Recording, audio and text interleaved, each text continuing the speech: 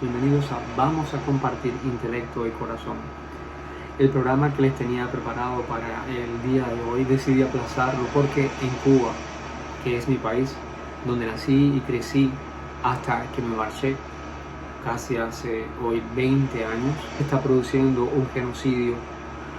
Ha sido muy triste ver cómo el discípulo de los Castro y hoy dictador Miguel Díaz-Canel decidió dar la orden de aniquilar a los que desde el domingo pasado, julio 11, a lo largo de toda la isla, la población comenzó a alzar su voz pacíficamente para gritar al unísono frases como abajo la dictadura y libertad, a la vez que pedían al gobierno de los Estados Unidos por una intervención militar para terminar con 62 años de sufrimiento, 62 años de esclavitud comunista.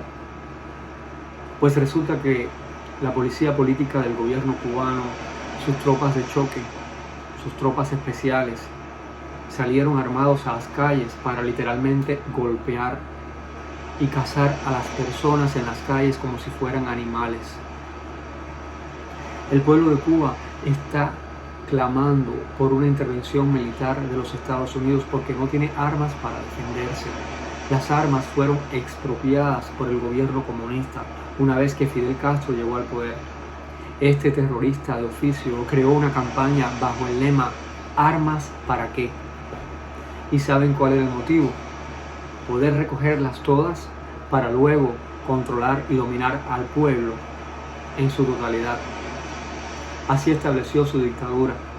Por eso la mayoría de los cubanos en los Estados Unidos, los que vivimos aquí en Estados Unidos, nos oponemos a las políticas de abolición de la tenencia de armas, porque las armas sirven para derrocar a los gobiernos que se erigen en dictaduras.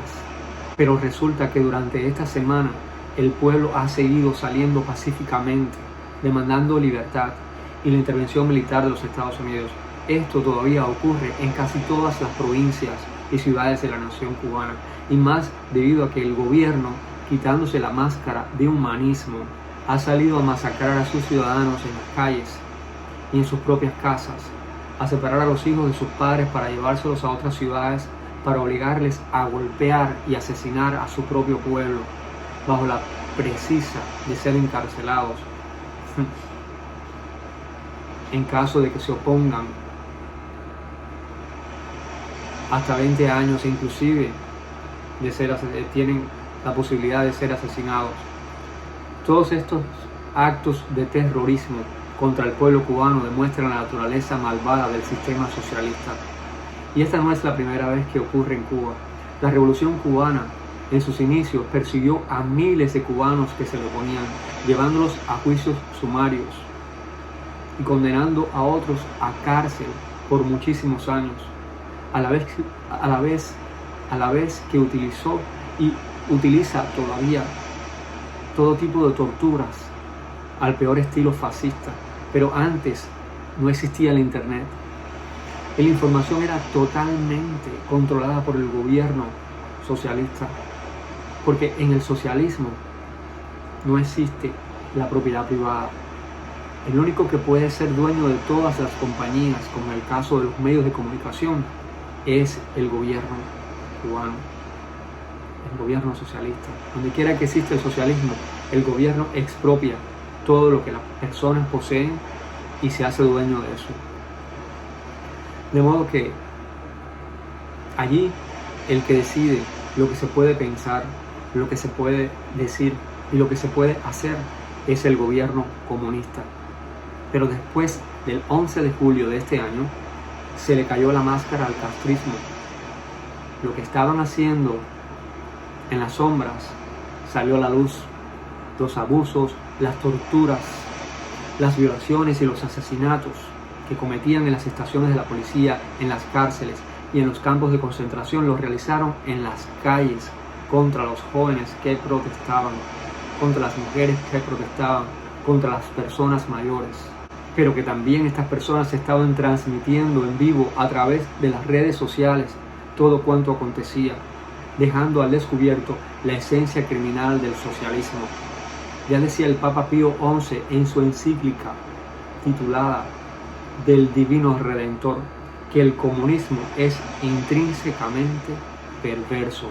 El gobierno de Cuba ha ido muy lejos desde el uso de los campos de concentración que implementó entre los años 1965 al 1968, a los que llamaron la UMAP, en donde se sometían a labores forzadas, a labores de trabajo duro, a los cubanos que se oponían al socialismo, a los que se negaban a trabajar para el gobierno. Esto fue impuesto por los Castros. Allí también se incluyeron los católicos y los homosexuales, a los que sometían a terapias de electricidad en los genitales para curarlos. Eran torturas criminales.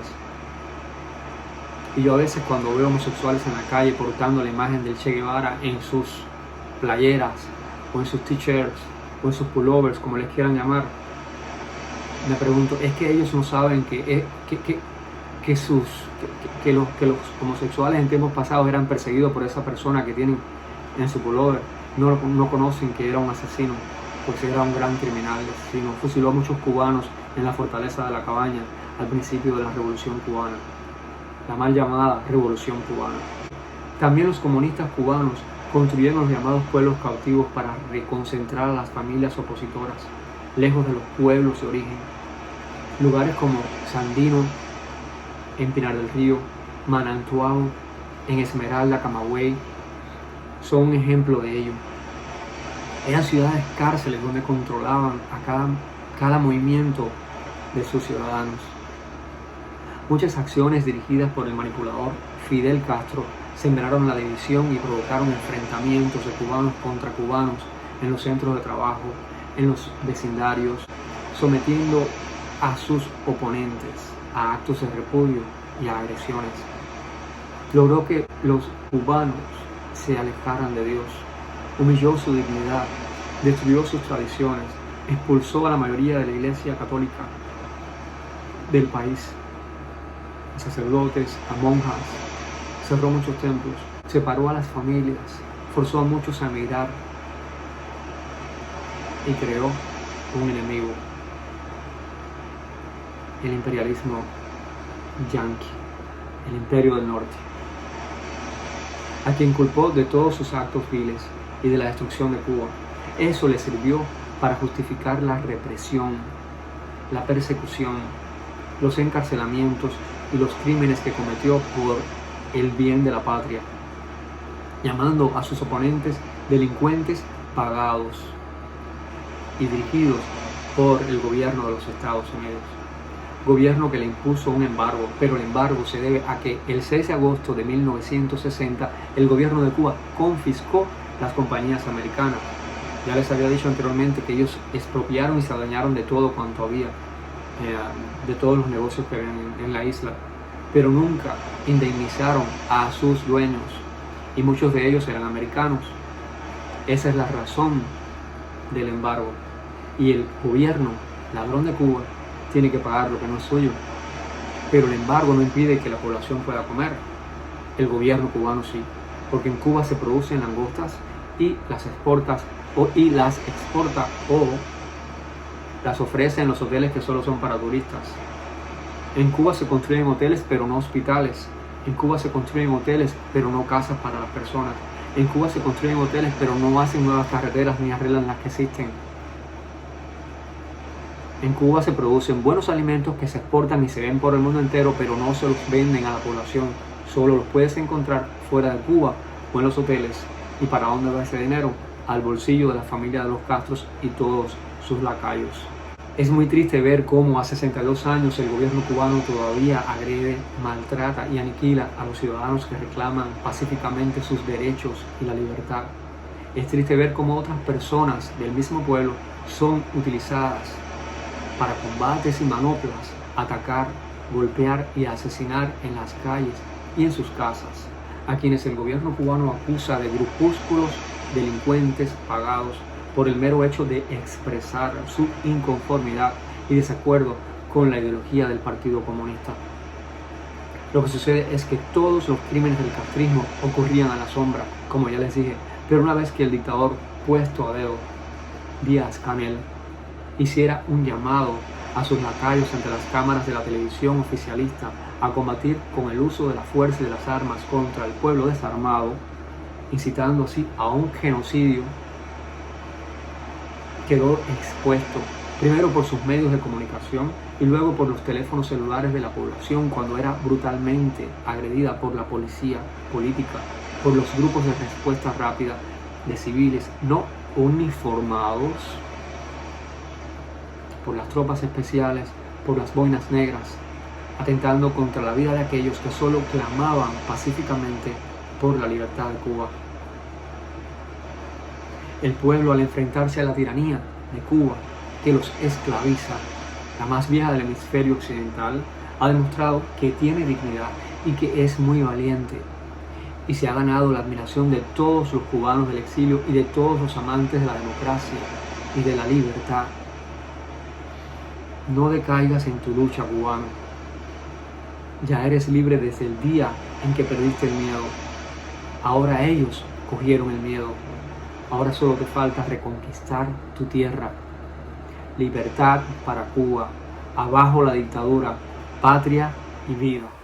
Mis amigos, les pido que oren por el pueblo cubano, por su libertad, para que se acabe el comunismo, que oren por Venezuela y por Nicaragua, y también por sus países para que nunca esta plaga asesina domine sus tierras. Me despido de ustedes con un fuerte abrazo y deseándoles una buena semana. Abur.